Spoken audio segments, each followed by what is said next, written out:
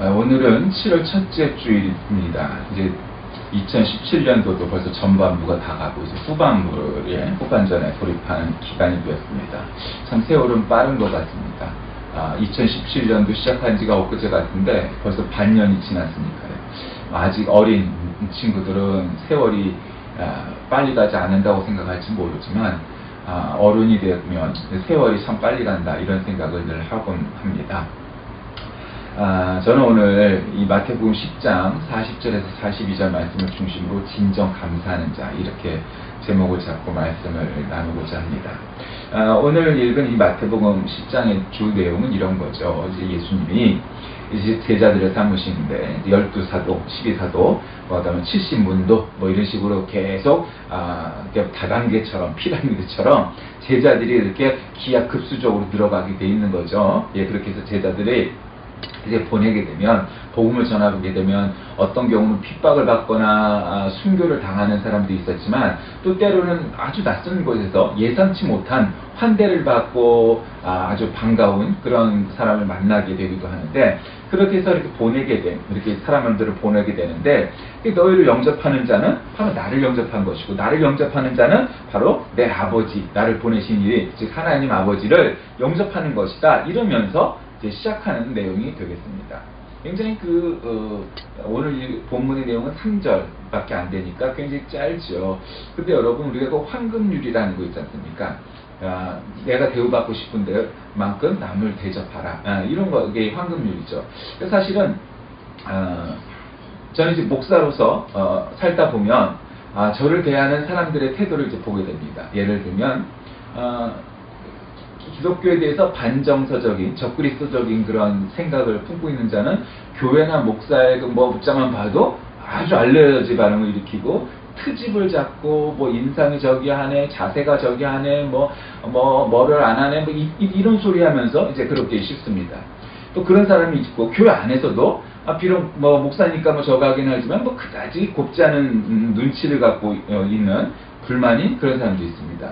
그리고 또 어떤 분은 또 아주 그 사람들과는 극단적으로 마치 정말 주의 사자를 보는 그런 태도로 자세로 섬기고 그렇게 하는 분에 넘치는 그런 자세와 태도를 보여주는 분도 있습니다.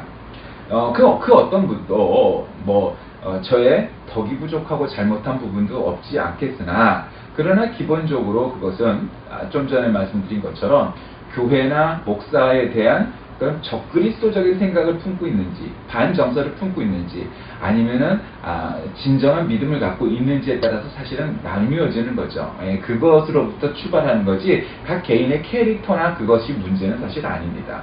그것으로 기인하여서 결국 달라지는데, 그러니까 저와 마찬가지로 예수님이 보내신 사도나 제자들도 역시 마찬가지였습니다.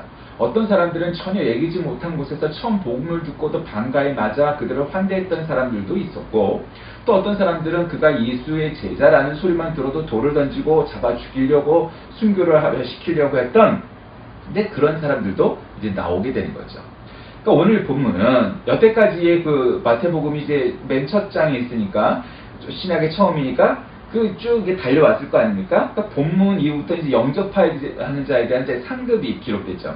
그러니까 사도를 영접하는 것은 그리스도를 영접하는 것이고, 또한 하나님을 영접하는 것이다. 이러면서 아까 시작된다고 말씀을 드렸습니다. 원래 오늘 이제 10장의 1절부터 4절은 12제자를 부르시는 내용, 그리고 이제 파송 설교를 하는 내용, 이렇게 나옵니다. 그런데 이제 12제자의 파송 설교를 하면서 이런 게 나오죠. 먼저 유대 백성에게 복음을 전파해라. 이제 그게 기본인 겁니다. 왜 우리가 교회가 존재하고 왜 우리가 그리스도인이 되었는가? 그거는 이런 생각할 수 있겠죠. 나 구원받기 위해서다. 그 말도 사실이죠. 그러나 여러분, 어떤 면에서 보면 그거는 사명은 아니죠, 그렇죠? 하나님 주신 은혜 혹은 은사, 축복 이렇게 표현할 수는 있겠죠. 이를테면. 그러나 그러고 난 이후에 그래 그리스도의 제자가 되고 하나님의 자녀가 되고, 그리고 우리에게 주신 사명은 뭘까요? 결국 많은 사람들을 구원받게 해라. 우리에게 악의를 품고 저기를 품고 하나님을 모르고 또 하나님을 제대로 몰라서 이슬람들처럼 사람을 죽이고 하는 일들을 정당화시키고 기타 이단 사이비 이방 종교 여러 가지 무종교자 이런 사람들 모두에게 복음을 전파해라. 그러면서 이제 혼인잔치, 천국잔치에 초대받아 시켜야 된다. 그렇게 하면서 이제 사람들을 이제 파송하는 그런 내용인 거죠. 그래서 그 사람들이 예수를 믿고 하나님을 믿고 하늘나라 가는 구원을 받는 이제 그런 것들을 이제 해야 된다라는 거죠. 사실은 섬기기를 좋아하고 접대를 잘하는 것은 그 사람들이 얼마나 선량한가를 보여주는 거죠. 종교에 관계없이요. 뭐 이를테면 종교적으로는 문제가 있지만 아랍 중동 지방의 대부분의 정서는 종교적인 문제를 제하고 나면은 지나가는 사람들이 낙타를 타고 지나가다가 우리에게 차 한 잔 주실 수 있겠습니까? 그러면 차도 주고 밥도 주고 재워도 주고 하는 문화가 있죠. 왜냐하면 거기서 사람을 보기 힘드니까 그것이 반가운 것이고 그 사람들의 순박함을 그대로 보여주는 것이라고 할 수 있습니다.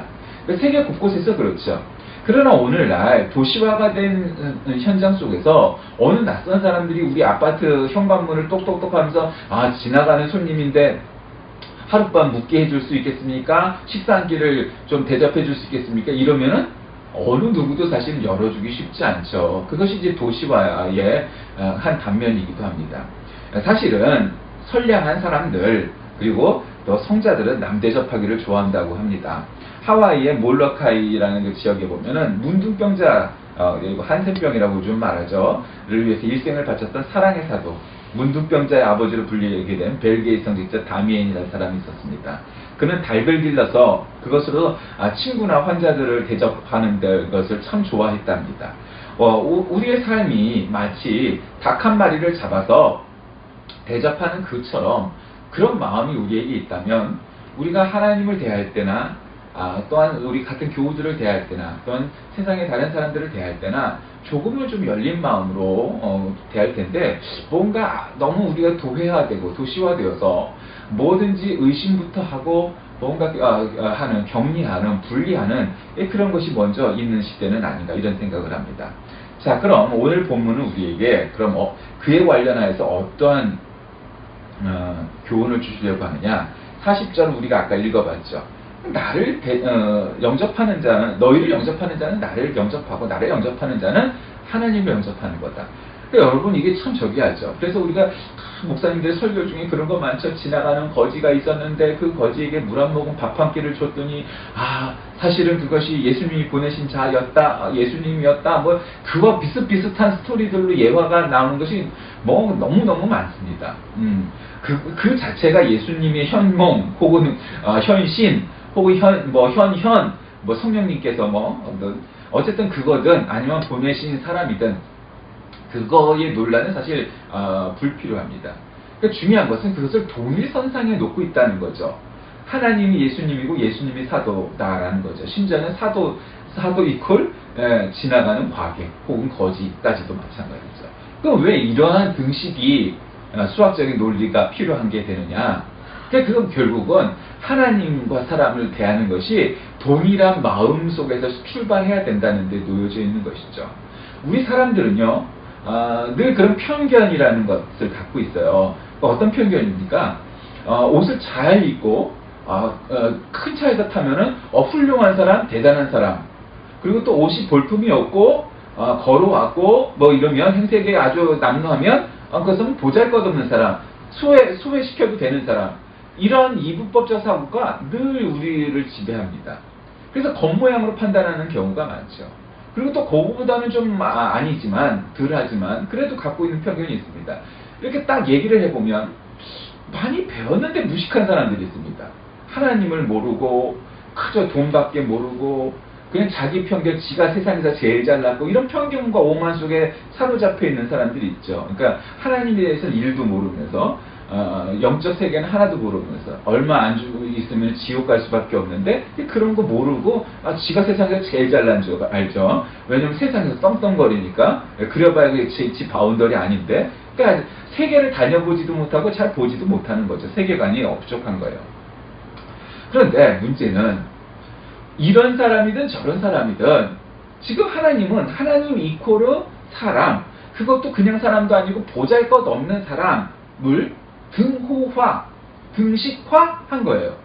그 말은 하나님을 대접하듯 사람을 대접하라는 거죠. 작은 자, 보잘것없는 자, 한마디로 볼품없는 자, 별 볼 일 없어 보이는 자, 요즘 말로 하면 그런 것까지 할 수 있어요. 그냥 그 얘기잖아요. 그러니까 우리가 어떤 인간적인 오만과 편견에 사로잡혀서 그러기 쉽다 이 말이죠. 예, 그 누구나 우리에게 주어져 있는 어떤 오만과 편견이죠. 어떤 인간이든 그게 없겠어요. 다 있죠. 근데 문제는 그러지 말아라. 지나가는 거지, 옛날 말로 거지죠. 요즘은 노숙자, 뭐 이런 사람들, 과객, 나그네에게 손 대접하기를 힘쓰는 것이 성경의 가르침이고, 그 대접조차 하나님을 대하듯 하라라는 것이 성경의 가르침인 거죠. 그러니까 오늘날 아무나 띵동 누르니까 그 사람들 들어오세요 이러기는 굉장히 위험천만한 일이지만, 그러나 다른 방식으로 우리는 얼마든지 그러한 분들을 돕거나 하는 것을 하나님을 대하듯 얼마든지 할 수 있습니다. 어느 가난한 노동자는 여러 군데 자신의 형편도 그리 넉넉지 않지만 전 세계에 흩어져 있는 어린이들에게 돈을 보내면서 돕는 그런 사람도 있습니다. 그러나 수십억, 수백억 재산을 가지고도 그러한 선행, 기부, 뭐 이런 것들 한 푼도 생각하고 있지 않은 사람도 결국 있는 것이죠. 왜 그런 일이 발생합니까? 돈이 목적이 되고 부자가 목적이 되고, 그리고 무엇보다 남에게 관심이 없기 때문이죠. 그런데 문제는 역사의 가르침도 마찬가지거니와 성경의 교훈도 역시 마찬가지인 것은, 나 혼자 잘 먹고 잘 살면 잘 될 것 같지만 그렇지 않다는 것이죠. 여러분은 경주 최부잣집 얘기를 많이 들어보셨을 겁니다. 그 경주 최부잣집 얘기가 결국 그거 아닙니까? 돈과 곡식을 너무 많이 갖지 마라. 1000석이 넘으면, 만석이 넘으면, 사람은 999석, 9999석이 되면 천석, 만석을 이루기 위함인데, 오히려 그 집안의 교훈은 그거죠. 그것을 절대 넘기지 마라. 그리고 그것을 가난한 사람들을 위해 돕고, 가뭄이 오고 흉년이 오면 그 창고를 열어서 나눠줘라. 그렇게 말을 했다는 거예요. 그것도 그 봉건 시대에. 그러면 어리석은 사람들은 그것을 어리석다고 얘기를 하죠. 그런데 사실은 그것이 지혜로웠던 거예요. 그 지역에 많은 사람들, 신분의 차이가 있던 사람들도 그 집안을 존경하게 만드는, 한마디로 노블레스 오블리주의 전형이었던 것이죠. 결국 그 부잣집은 대를 이어서 올 수 있었던 거예요. 저도 텔레비전 요즘 프로그램 중에 아는 얘기지만, 그 최부잣집의 시초가 되었던 분이 진리 장군이었답니다. 그는 거의 유일하게 임진왜란과 병자호란을 양쪽을 다 겪었는데, 20대 시절에 임진왜란을, 69세 시절에 병자호란을 이끌고 나갔는데, 집안 노비를 둘을 데리고 갔답니다. 그러면서 너희들은 아직 젊으니 내 죽은 소식을 집안에 알리고 살아라. 그리고 돌려보내려 했더니, 아니 어찌 주인이 나라에 충성을 하려 하는데 노비가 그럴 수 있겠습니까? 우리도 같이 여기서 싸우다 죽겠습니다. 해서 최부잣집에서는 그 노예 두 사람의 비를 세워주고 여태까지 제사를 지내고 있다. 뭐 이런 이야기까지 들립니다. 참 그 최부잣집의 사람들이 지혜롭다고 생각합니다. 그것을 또 부정적인 시각에서 보면 한없겠지만, 그러나 긍정적인 시각에서 보면 그 두 노비나 또 그 집안이 참으로 풍요로움이 있는 집안이다. 재산적으로 아니라 정신적 풍요로움이 있는 집안이다. 이런 생각을 하게 됩니다. 마치 그런 것처럼 선지자 이름으로 선지자를 영접하는 사람은 선지자를 만나보게 되는 거죠. 사도의 이름으로 사도를 대접하는 자는 사도를 만나게 되는 거예요. 우리가 한 거지, 한 노숙자를 만났을 때 우리가 마치 하나님을 만나듯 하면 그는 결국 하나님을 만나게 되는 거예요. 그 오해는 하지 마시기 바랍니다. 아무거나 다 하나님을 갖다 붙일 수 있느냐? 그게 아니고요. 그 사람이 인격이 하나님의 인격이 된다, 하나님의 신격이 된다, 이런 차원의 이야기가 아닌 거예요. 그 거지, 그 노숙자, 그 남루한 분을 대접하지만 결국 그 속에서 그 대접하면 거기서 하나님을 인격적으로 만날 수 있다는 이야기입니다. 그러면서 또 누구든지 제자 이름으로 이 작은 자가 하나에게 냉수 한 그릇이라도 주는 자는 내가 진실로 너에게 이르노니 그 사람이 결단코 상을 잃지 아니하리라. 이렇게 얘기해 주시는 거죠. 그러니까 이렇게 얘기하는 것에는 예수님은 알고 계셨죠. 복음을 들고 그저 이 동네방네도 아니고 땅끝까지를 복음을 전파하는 자에게는 얼마나 험난한 여정이 있겠습니까? 오늘날에도 많은 선교사들은 참 남이 알아주지 못하지만 언어, 문화, 음식, 기후 모든 정서가 다른 곳에 가서 복음을 전파하다 풍토병에 시달리기도 사고를 당하기도 목숨이 위협받기도 때로는 그래서 목숨을 잃기도 하는 그러한 순간 속에서도 복음을 증거하는 사람들이 대부분 있죠. 물론 소수의 선교사들이 문제를 일으키긴 하지만 대다수의 선교사들은 묵묵히 그 사명을 감당하고 있는 겁니다. 그러니 이 전도자의 사명은, 선교사의 사명은 결코 쉬운 일이 아닙니다. 그래서 그 전도자들, 선교사들에게, 사도들에게 힘과 용기를 주시는 거죠. 이제 너희들이 어려움이 닥칠 거지만 그러나 너희를 대할 때 마치 나를 대하듯 하나님을 대하듯 하는 사람도 만날 수 있게 될 것이고 너희가 거기에서 보람을 느끼게 될 것이다. 야, 내가 하나님을 대신하여서 내가 예수님의 사도로 이곳에 왔구나. 야, 내가 감히 하나님의 일을 감당할 수 있고 내가 그것을 맡았다니. 이런 거죠. 그리고 또 그 사람들에게 능력을 부어주시는 거죠. 야, 상을 받을 것이고 그러니 너희는 기억해라. 능력도 주고 상도 있다. 너희들이 힘든 순간이 오고 때로는 목숨을 잃을 수도 있고 결코 쉬운 일은 아니지만 너희들에게는 능력이 있고 너희들은 상급이 기다리고 있는 거야. 그러니 서로 목숨이 위협을 받고 사명을 감당하기 어려운 순간이 올지라도 그것을 놓거나 잃지 않도록 끝까지 그것을 감당해야 한다. 이런 거죠. 그리고 때로는 어떤 반가운 사람이 너희를 마치 나를 만나듯 하나님을 만나듯 영접하게 될 거야. 그런 사람도 보게 되는 것이다. 그래서 그런 축복들을 주시는 일을 보여주는 거죠. 자, 오늘날 세상에는 너무 많은 정보, 많은 생각, 많은 사상이 넘쳐납니다. 그래서 인터넷에 딱 쳐서 나오는 것들이 마치 진리인 것처럼 믿는 바보들이 참 많습니다. 그것은 정보이고 지식일 수는 있으나 그것이 진리이지는 않습니다. 마치 죽으면 다시 환생을 한다는 그런 생각, 사람이 죽으면 어떻게 해야 된다는 생각, 그런 아주 고루하고 조선시대, 고려시대 때 그런 생각들을 아직도 하죠. 이 현대화된 세계에서. 근데 그 사람들의 문제 뭡니까? 지가 자동차를 타고 핸드폰을 들고 다니면서 그들의 정신세계는 아직도 비과학적이고 봉건적인 시대에 머물러 있는 거죠.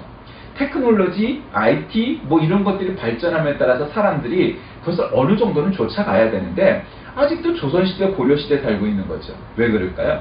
사람들은 그만큼 변화를 싫어합니다. 사람들은 뭔가 변화하는 것을 두려워해요. 왜? 갖고 있던 것을 놓칠 것만 같은 그런 착각에 빠지기 때문이죠. 그러나 그렇지 않습니다. 여러분 수영 배워보셨습니까? 자전거 배워보셨습니까? 또 스케이트 타보셨습니까? 여러분 그 모든 스포츠들의 기본이 뭔지 아십니까? 그 두려움을 버리는 겁니다. 일반적으로 생각해서는 사람이 무거우니까 물에 안 뜰 것 같죠? 그렇지 않습니다. 그것을 돌려 생각하면 사람은 전체가 공기주머니이기 때문에 가만히 있으면 물에 뜨게 마련입니다.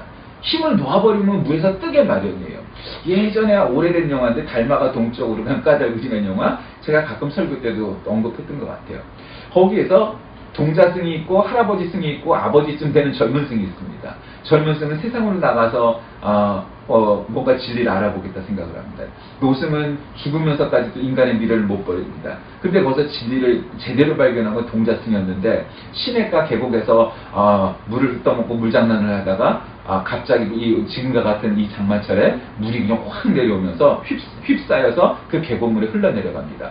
근데 발버둥을 치는데 어린 동자는 결국 그것을 이겨낼 수가 없습니다.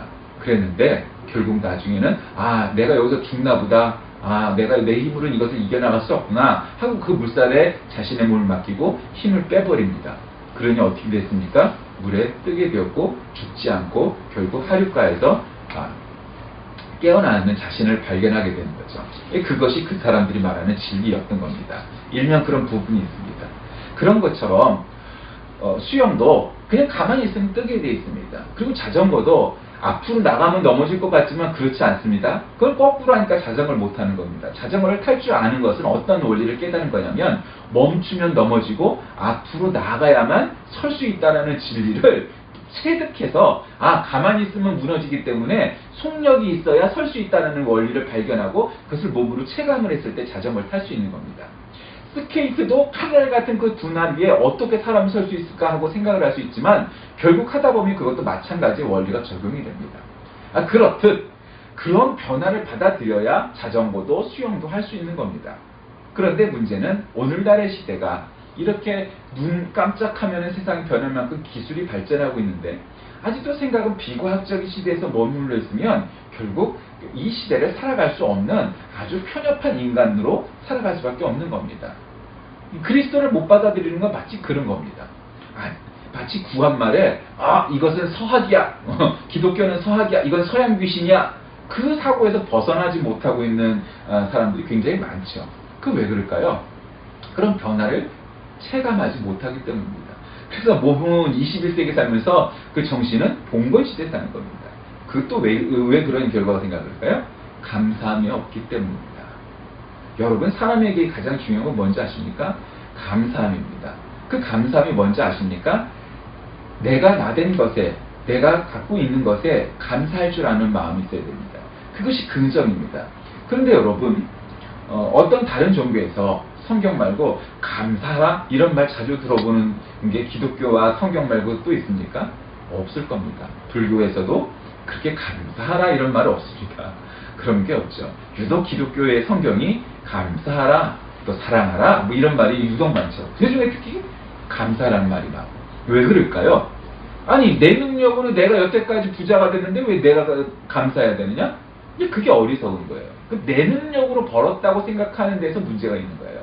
여러분이 지금 소유하고 갖고 있는 모든 것이 여러분의 능력으로 됐다고 믿는 것이 얼마나 큰 착각입니까?